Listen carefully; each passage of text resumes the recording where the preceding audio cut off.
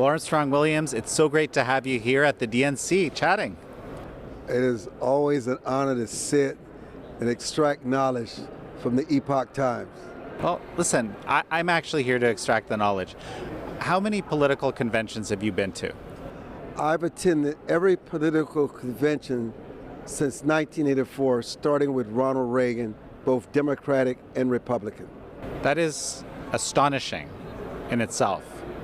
So, how is this one different? Well, I've never attended a convention where the president himself withdrew from the race. And I don't think people realize how much it turns a convention into chaos. You might be surprised to hear me say this, but this is the most disorganized convention I've ever attended. And hopefully they can come out with it with a nominee that will begin to talk about policy to really define herself, because up until now, this has been theater.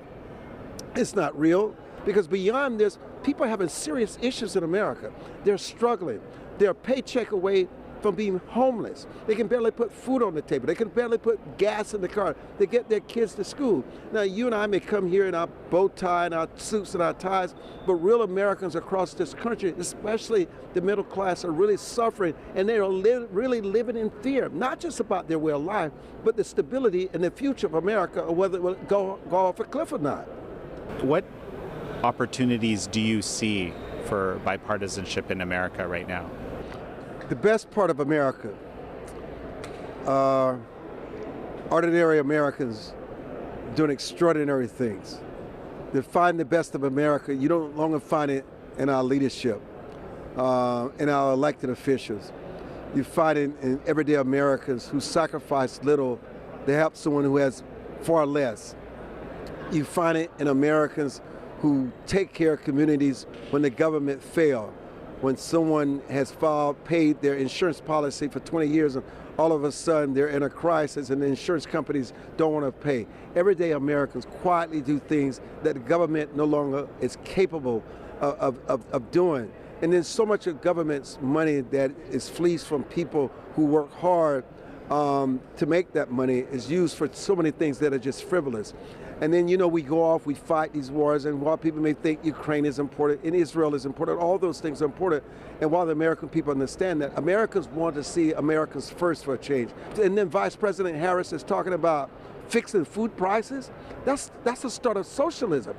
And it tells you that you're appealing to the fringe element of your party, not to the centrists of your party, not to the majority of your party, but you're appealing to the fringe element. And when you start talking about taking from landlords to make sure that tenants can afford their rent at the expense of putting businesses out of business. So it's okay to take care of people when you're living in a day of prosperity and things are going well, but when you're suffering and you don't know what the future is, sometimes you got to look inward and take care of yourself before you take care of somebody else. I look forward to the battle and the American people deciding on who the next president's going to be. Americans want civility, but everybody's become so petty. Each party does its darnest to say they're the worst thing that exists. I'm the best, I'm perfect, vote for me. And the American people are left wondering as their lives continue to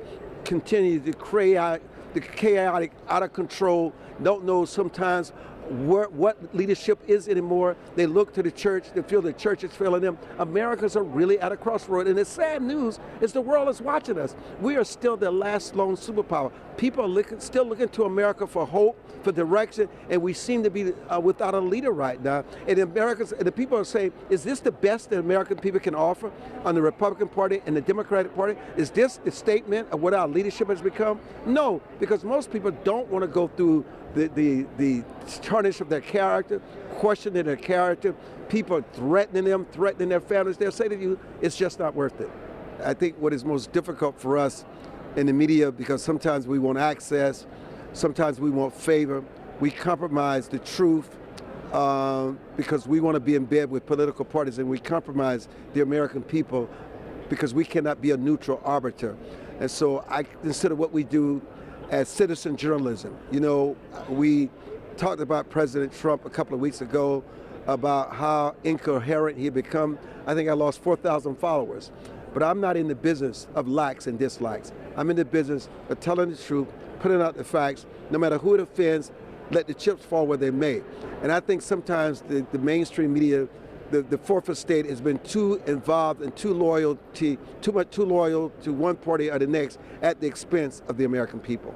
And listen, I have great respect for the Times, what you contribute, not only to enhancing and enriching the dialogue, giving people alternatives. I think you guys do one of the better jobs of printing the facts. You get a lot of bows and arrows for it. You get a lot of pushback. But that's the very small price you pay for standing on principles, standing on truth. Because normally what you say, even though people may question it, eventually people say, well, they got it right. It's a fact. So just keep standing for journalistic integrity.